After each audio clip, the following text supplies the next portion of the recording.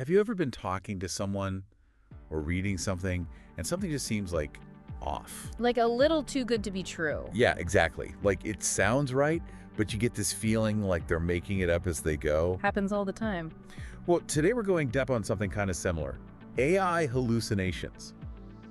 It's where AI tools like, ChatGPT Right. can give you information that's just plain wrong, even though it sounds totally convincing. And with AI becoming more and more common, knowing how to spot this stuff is really important.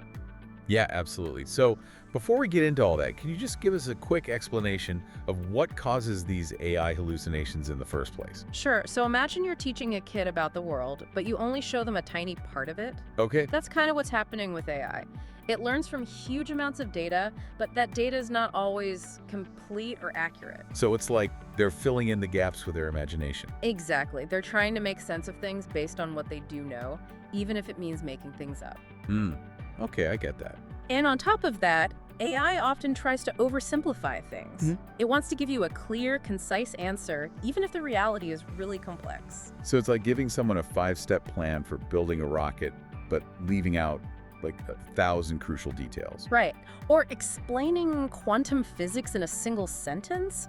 You might end up with something that sounds smart but means nothing. And then there's, what about those times where you need like really specific info, like the latest news or stock prices? Yeah, AI doesn't always have access to real-time data, so it has to kind of guess, which obviously can be a problem. Right, a big problem. So knowing all this, like how do we actually protect ourselves? Well, our sources have 10 tactical tips. 10. Okay, wow. Some are pretty simple, like asking the AI for its sources. So it's like, show me your work, right? Yeah, exactly. But there's a catch. The AI might just make up sources, too. Oh, right. So then what? Well, that's why you got to verify those sources, especially if it's something time-sensitive. You can ask the AI to cross-reference its answer with, like, a reliable website. So don't just take its word for it. Double check. Right. And another thing you can do is give the AI context. The more specific your question is, the less likely it is to hallucinate. So instead of saying, what's the deal with climate change, I should say, what are the main arguments for and against, like carbon taxes? Exactly. And avoid those really open-ended questions. You want to guide the AI towards giving you hard facts, not like opinions or guesses. Okay, so be specific and avoid the big philosophical debates. Yeah. But even then, you should always try to cross-check the information yourself.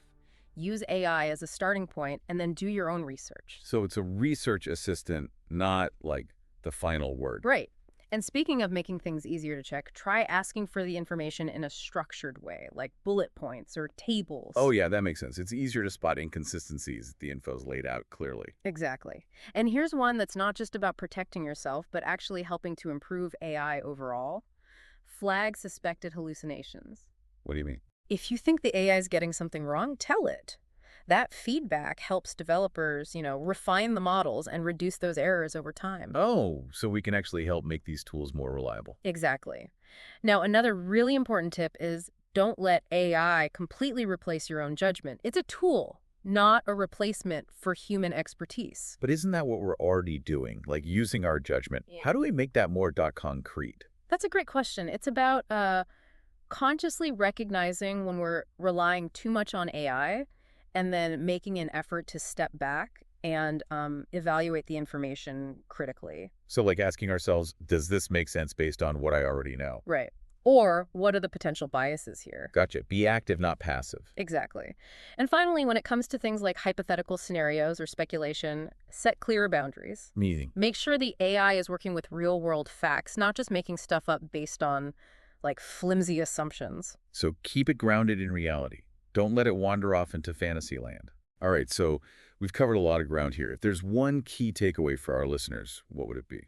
Well, I'd say, remember, AI tools can be incredibly powerful, but we need to be aware of their limitations and use them responsibly.